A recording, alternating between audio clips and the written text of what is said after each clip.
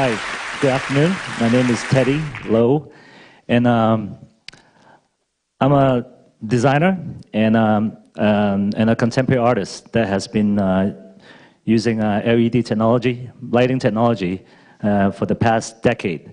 And also I have a design studio, LED artist, which besides contemporary artworks, we do a lot of architectural and entertainment lighting with this technology. So today I want to talk to you about a technology that is a paradigm, a new paradigm, and also is changing and is helping saving the world. So this technology is called light-emitting diode, LED, right? So does every one of you know what the LED is? Have you guys all seen one? Put up your hand, please. LEDs. Yes, that's great. So, all right, so, okay, and so I guess we can start to learn how innovative this technology is and also how we can help save the world. First, I would love to show you some photos that I've got. These are from NASA. These are night view pictures of Dubai. And this is Europe. And Las Vegas, you can see all this bright lights, all this, show lighting, searchlight, laser, and whatnot. This is Tianjin and Beijing. And this is Middle East. So as you can see, basically human beings, ever since we created fire, we continue and we keep developing and inventing new lighting technologies so that we can prolong our nocturnal life. Before that, before the fire, pretty much when the sunset, everything, there's no activity at all. Only they can see a little bit from the moonlight, but then there's no activity. So now we're blessed with all this lighting technology, but then the fact is, lighting actually uses 20% of the world's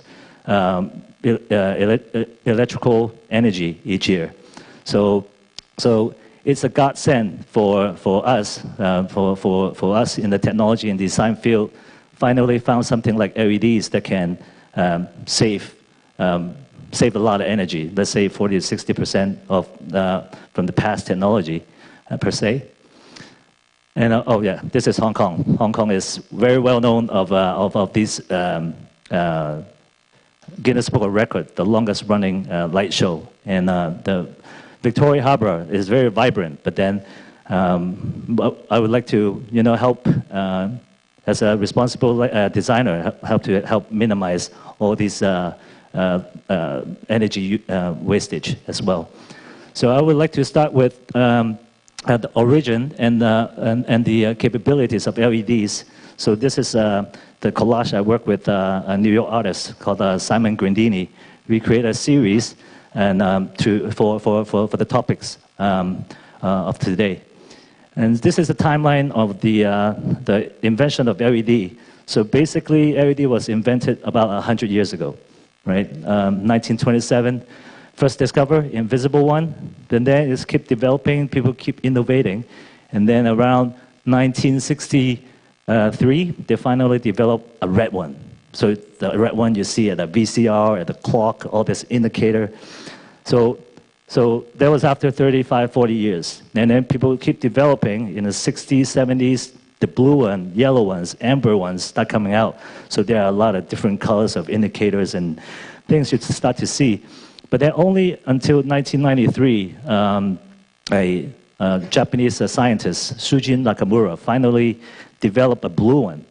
And then it changes, it's a game changer. Why is that? Because in lighting, everything that we see from an eye or electrical lights, primary colors are red, green, and blue.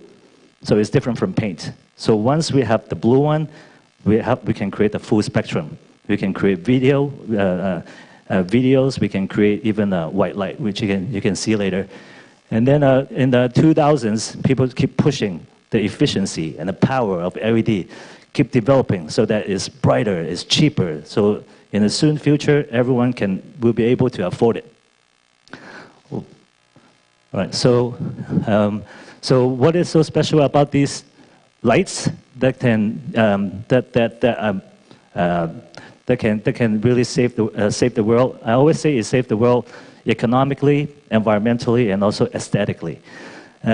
So this is a chart of an electromagnetic spectrum. So this is pretty much everything we have. All the way from gamma rays, gamma ray to radio, the long wave radio frequency. So everything people can see is only in the color spectrum right here, the visible spectrum, which is very small within the wide spectrum. And so LEDs is able to create every single color. And also LEDs is able to create the near visible spectrum, which is ultraviolet, UV lights, and also infrared. It's a bit invisible, but then people can use it for different usage. The next thing is with LED, we have a new white and color reality, because you can see later the white is much more vibrant, and the color we can control it you could never done it before with technology that can create 16 million colors. In some application, you can create 4.4 trillion colors with LEDs.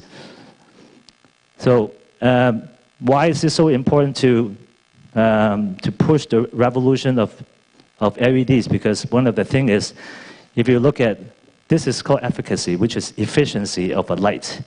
So how efficient it is, so LED is the outer ring, and you can see all this inside, from the light bulb from Edison, compact fluorescent, and all the old technology. LED is surpassed by a lot. So basically, this is going to be the future. If you want to save the environment, this is the only technology there is that people should use. And also, the technology is this is called color temperature. And so LED is allowed to recreate all the color temperature that traditional lighting technology has provided. And also, this is the last technical thing, hopefully. This is called color rendering. Why is it so important? Because color rendering means how realistic something is under sunlight. If you have a rating of 100 points, that means you have something that looks just like under sunlight. Everything is normal, a very saturated color. And LED can do just that. So with all these advantages, you can see that all the governments, Hong Kong government headquarters, US, the Pentagon, in London, the Buckingham Palace, they're all starting to switch to LEDs already. So, and all this infrastructure in the city, the first thing you can tell is from years ago, all the traffic light is already converted. Because this is something is on 24 hours a day, 365 days a year. And the technology is so promising, all the cities converting into that. And now all these big gas stations, McDonald's, big chains, Starbucks, all change into it, because this is one technology that will save them energy costs, which means saves them money. And then starting to have these residential clients that is interested to try LED technology in their home projects, in these room settings, and architects embracing it because it's got a lot of colors, it's responsive, and they can do, and because it's a solid state light, it's very compact, they can put it basically in any form for illumination. They can have this kind of a lighting design like this with ease, which before is not quite possible. And this is a famous building in Spain, in Madrid. This is the kind of color facade that is a trend going on in the world right now. This is very popular because this is one of the things property owners like to do when they can create a very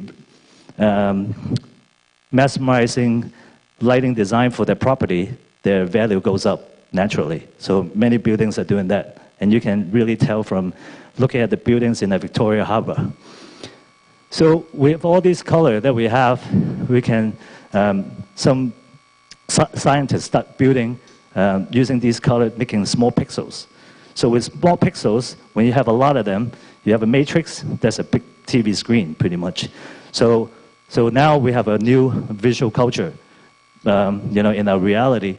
So here's the chart where you can see the basic color. If you mix them all together, there's a white. So basically, you have a TV screen. So you start to see this kind of big video projects. This is at Wayne Hotel in Macau with Lighthouse Technology. It's a big video screen with a mechanical roof, which is a nightly show that goes on once every hour. You see this is a Joint Merit, a network project. And this kind of LED screen, you see them everywhere, every city. You go to Times Square, there are thousands of them. So advertisers, brand owners have a new avenue to promote their brands, government messages, advertising, and so forth, graphical expression, which is basically a norm in every metropolitan areas now. And then with video technology and advance in these fixture designs and industrial design, we can start, this is one of our new project, we start to create this kind of installation for architecture. So these things are called a media facade. So media facade is you treat a building facade as a media service. Once you install this, then according to the owner, this is a government building, so they can have their government messages and also their brand project onto it. And this is another example from EQ, which is a F1 racetrack. And LED, this is very interesting because LED is a semiconductor technology, so that basically you can connect it with any computer system, sensors, internet, networks, so that we do a lot of projects because we think just projecting something in pink or yellow and green is very primitive. We'd rather to start seeing color patterns or words that comes out that actually mean something, that actually is responsive to our environment or with the user, that comes with, interact with the piece. So you can have some example from this is a very close artist group, United Visual Artists from the UK. This is a piece called a volume. So this is one of the very first installation where when the group of people walks towards the installation, the video pattern and the sound actually responsive to these groups of viewers. And this is Burning Moon, a project of us last year, and we create a original score, and all these linear strips, all these wall washer, all these dot pixels all interact based on the sound, the bass, and the melody of our score, and all the color lighting was directed by us and the architect for the project. And this is an interesting one in Los Angeles. This is inside a residential building, so the people inside the building, the visitor, they can step on this pressure sensor pad. They can create a pattern, and then what happened? The front facade has the same grid that actually project the same pattern. So the visitor control what's going on at the outside of the facade. So with the LED technology, it allow us to have more control on the color spectrum, to have more control on the design of the fixtures. So the more we understand the spectrum, we understand the power that it has. So that's why, for example, these kind of installation, I'm sure Hong Kong has a lot. There are a lot in, for example, Causeway Bay. People would just put a floodlight or a wall washer in front of advertising board, like not worrying about all the tenants around or like the street down there, or like even looking straight at the shop. So this is the kind of, this is called disability glare. This is the kind of thing that with LED, with the industrial design, and also with the the lighting design is something that we can really minimize with the technology. And also, this is like a difference of driving service. Older technology, newer one. We choose a better color rendering, and this will be at least 60% more efficient in energy. We save a lot more money for the city, and it's a lot more safer, it's brighter, and for the driver, is a much more pleasing experience. And then, so this is very special. This is basically a kind of like a quantum leap, a big innovation from using LEDs or illumination for something else, for much grander purpose. So these scientists actually been studying using different spectrum and color to affect the growth of plants. So I did an experiment myself too. You know, a different color make the plant looks fatter, greener, and it grows double the speed. So these guys, if they're a success, they can really solve another biggest problem in the world, which is world hunger. Because these plants will be working like a big factory, 24 hours, 7 days a week, nonstop, day and night, you know, keep growing. Anyone seen this around? Yeah, so this is something, people buy this and use special spectrum to get their skin firmer, get rid of the marks, and, you know, and for a more extreme case, military use this with a specific spectrum, they can heal the wound much faster. And this is my friend. Very cool use of LED is uses different crystal and diamonds with a different spectrum of LED. Actually, cure people with their chakras and energy balances. And this is kind of go real fast, running out of time. So for artists, this is like a brand new LEDs is a brand new palette for everyone. So these are Ingo Mauer or Erwin Randall installation. Some of my projects, you know, my performance arts, and this inflatable design is only possible with LEDs, you know.